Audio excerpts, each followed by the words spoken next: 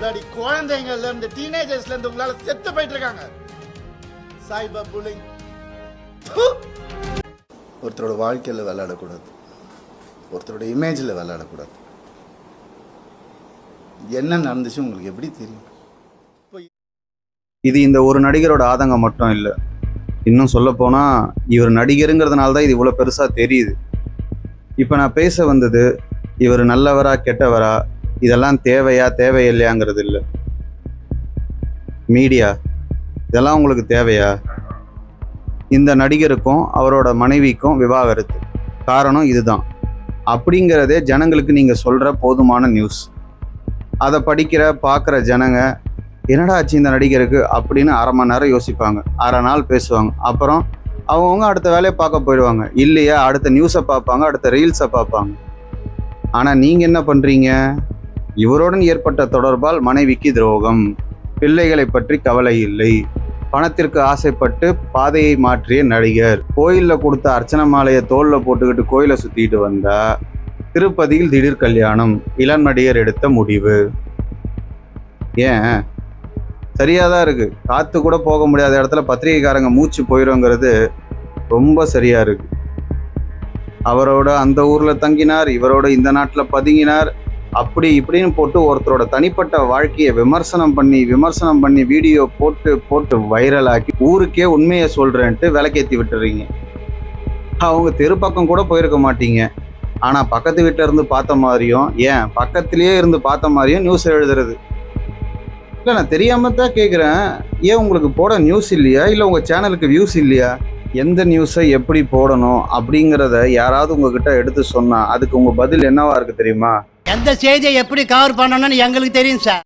எல்லாம் தெரியும் சொல்லி நீங்கள் என்ன பண்ணிட்டு இருக்கீங்கன்னு உங்களுக்கு தெரியுதா இல்லையான்னு எனக்கு தெரியல.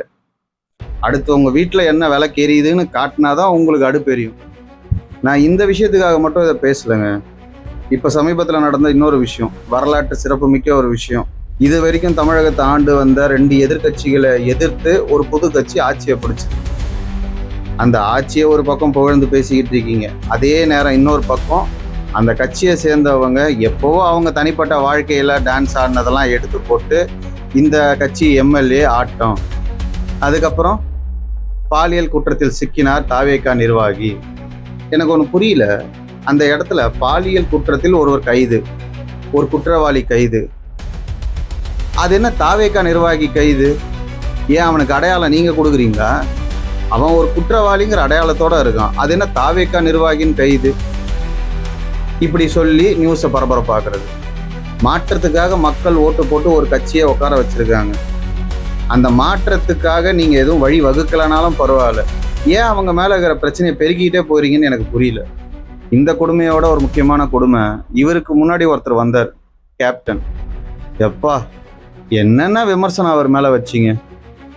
நான் எல்லாரையும் தான் கேட்குறேன், பர்டிகுலராக எந்த மீடியாவும் நான் கேட்கல, மீடியாங்கிற மொத்தத்தையும் நான் கேட்குறேன். நாட்டில் இருக்கிற ஒவ்வொருத்தரும் தனிப்பட்ட முறையில் கேள்வி கேட்க முடியாதுங்கிறதுனால தான் மக்கள் பிரதிநிதியாக கேள்வி கேட்குற உரிமையை உங்களுக்கு கொடுத்துருக்காங்க. ஆனால் நீங்கள் என்ன பண்ணிட்டு இருக்கீங்க? கேள்வி கேட்க வேண்டியவங்கள கேட்கறது கிடையாது, கொடுக்குறவங்கள தூக்கி பேசுகிறதும் தடுக்கிறவங்கள தாழ்த்தி பேசுகிறதுமே வேலையாக வச்சுக்கிட்டு இருக்கீங்க. இதெல்லாம் பார்க்குறப்போ முன்னாடி நான் ஒரு படம் பார்த்துருக்கேன், அர்ஜுன் சார் நடித்த படம். அந்த படத்தில் வந்து ஒரு வசனத்தை காட்டுறேன் பாருங்களேன். ஒரு நாடு நல்லா இருக்கணும்னா ஏறு முனை, போர் முனை, பேனா முனை, இந்த 3 கூர்மையா இருக்கணும், அதே சமயம் நேர்மையா இருக்கணும். இந்த வசனம் உண்மையிலே 100க்கு 100 உண்மை. இது அப்போவே அவர் சொல்லியிருக்காரு. ஆனால் அதை யார் இப்போ ஃபாலோ பண்ணிட்டு இருக்கிறா? இப்போ எல்லாமே டிஜிட்டல் நியூஸுங்கிறதுனால யாருமே பேனா வச்சு எழுதுறதில்ல, அதனால கூர்மையாக இல்லை, அதனால தான் நேர்மையாகவும் இல்லைன்னு நான் நினைக்கிறேன். டிஜிட்டல் இந்தியான்னு சொல்லி கலாம் ஐயா கையை பிடிச்சி கூட்டிகிட்டு வந்த இந்தியாவை இப்போ எங்கேயோ கொண்டு போயிட்டுருக்குறோம். மீடியாங்கிறது நடுநிலையாக இருக்கணும், எல்லாத்துக்கும் நடுவில் ஒரு நிலையாக இருக்கணும். ஆனால் நீங்கள் நல்ல விலையாக இருக்கீங்க. உங்களை குறை சொல்லணுங்கிறதோ குற்றம் சொல்லணுங்கிறதோ என் நோக்கம் இல்லை. அர்ஜுன் சார் படத்தில் அந்த வசனம் வர மாதிரி தான், கூர்மையாகவும் இருக்கணும், அதே சமயம் நேர்மையாகவும் இருக்கணும். அதுதான் நான் எதிர்பார்க்குறது.